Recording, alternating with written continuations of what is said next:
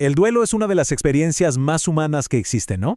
Pero a pesar de ser tan universal, muchas veces nos sentimos, pues, perdidos sin un mapa.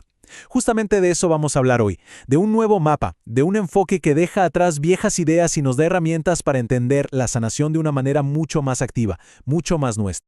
Ok, ¿cuál es el plan para hoy? Primero vamos a desmontar ese mito de las etapas del duelo, ese que seguro hemos escuchado 1000 veces. Después cambiaremos la perspectiva, vamos a ver el duelo como un trabajo, algo que se hace activamente. De ahí pasaremos a un modelo de 4 fases. También vamos a ver qué pasa cuando uno se atora en el proceso, porque las emociones, incluso las que duelen, tienen un propósito. Y cerraremos con lo más importante, cómo se puede encontrar un nuevo significado después de una pérdida. Bueno, arranquemos con algo que, a ver, casi todo el mundo conoce. La famosa idea de que el duelo tiene etapas fijas, como una receta. Pero, ¿será que de verdad funciona así? Seguramente sonan familiares, ¿no? Las 5 etapas del duelo: negación, ira, negociación. Pero la pregunta es, ¿la vida real sigue un guión tan ordenado? Pues la psicología de hoy nos dice que no, que la realidad del duelo es, bueno, mucho más desordenada, más personal y para nada lineal. Y es que el modelo de Kubler-Ross, el de la negación, la ira y todo eso, aunque es súper famoso, es solo una de las muchas maneras de ver las cosas. Hay otros modelos bien interesantes. Por ejemplo, está el de Weirden, que no habla de etapas, sino de tareas que hay que hacer. O el de Bowlby, que lo ve todo desde la teoría del apego. Al final, lo que nos enseñan todos estos enfoques es que esa idea de un caminito recto y único para el duelo, pues está quedando atrás. Ahora entendemos que es un proceso mucho más dinámico y sobre todo único para cada persona. Y aquí es donde la cosa se pone interesante. Este cambio de enfoque nos lleva a una idea súper potente. Pensemos por un momento. ¿Y si el duelo no es algo que simplemente nos sucede, como la lluvia, sino algo en lo que participamos activamente? Y la diferencia, créanme, es gigante. Pensar en etapas es como ser un pasajero en un barco a la deriva. Solo podemos esperar a ver a dónde nos lleva la corriente. Pero si pensamos en tareas, de repente somos el capitán del barco. Tenemos un timón, un mapa, herramientas. Dejamos de ser víctimas pasivas de un proceso para convertirnos en los protagonistas activos de nuestra propia sanación. Es un cambio que nos devuelve el poder. Ok, entonces, si no son etapas, ¿qué son? Bueno, hay un modelo mucho más práctico que habla de 4 fases de trabajo.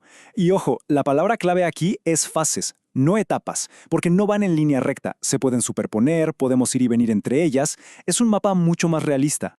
Veamos estas 4 fases. La primera es el aturdimiento y el shock. Es ese momento inicial en que todo se siente irreal. Después, entramos en la evitación o negación, que en realidad es una forma de autoprotección, como si nuestro cerebro nos pusiera un escudo temporal.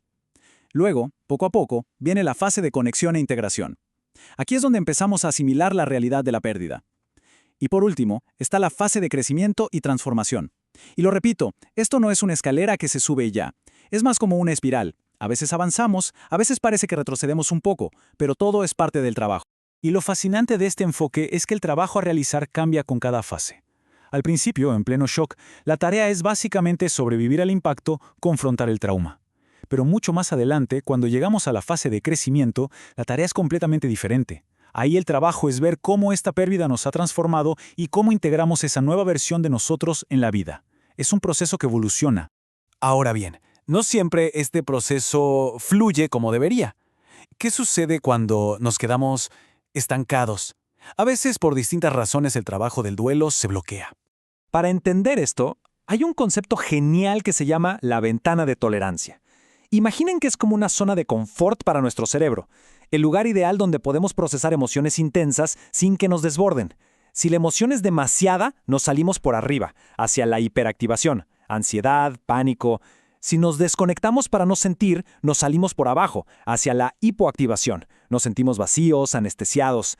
La clave del trabajo de sanación es aprender a mantenernos dentro de esa ventana. Esto es como llegar a una bifurcación en el camino. Ocurre algo traumático y nuestro sistema se enciende. A partir de ahí hay 2 rutas posibles. Si logramos manejar la situación con respuestas sanas, el cerebro procesa la experiencia, la integra y seguimos por el camino del duelo normal. Pero si las respuestas que usamos no son efectivas, si nos quedamos atrapados en la evitación o la defensa, el recuerdo se queda fragmentado, sin procesar, y ahí es cuando tomamos el camino del duelo complicado.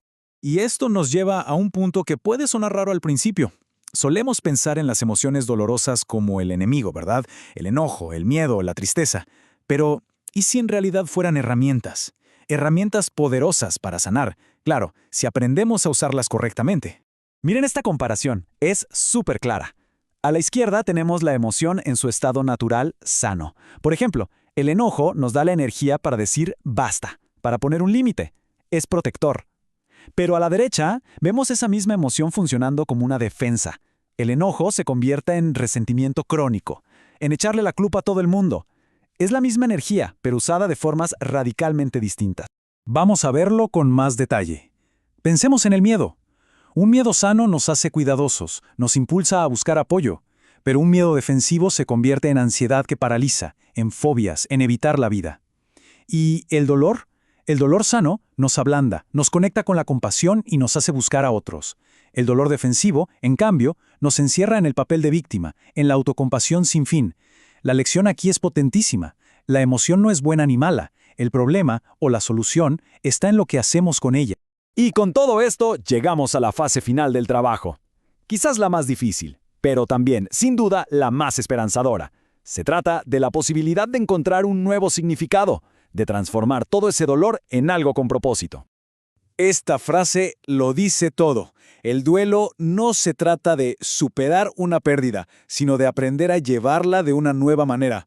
Es que la meta no es olvidar, no es pasar página como si nada, es encontrar un nuevo lugar para esa pérdida dentro de nuestra historia, uno que nos permita cargarla sin que nos hunda y seguir caminando.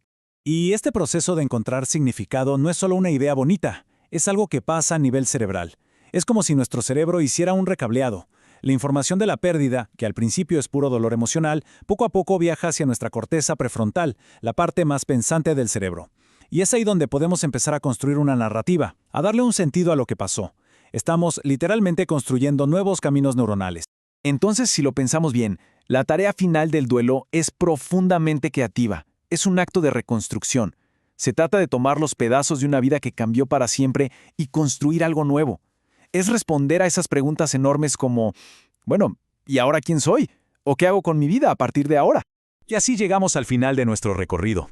La idea de ver el duelo no como un proceso pasivo, sino como un trabajo activo, nos cambia todo el panorama.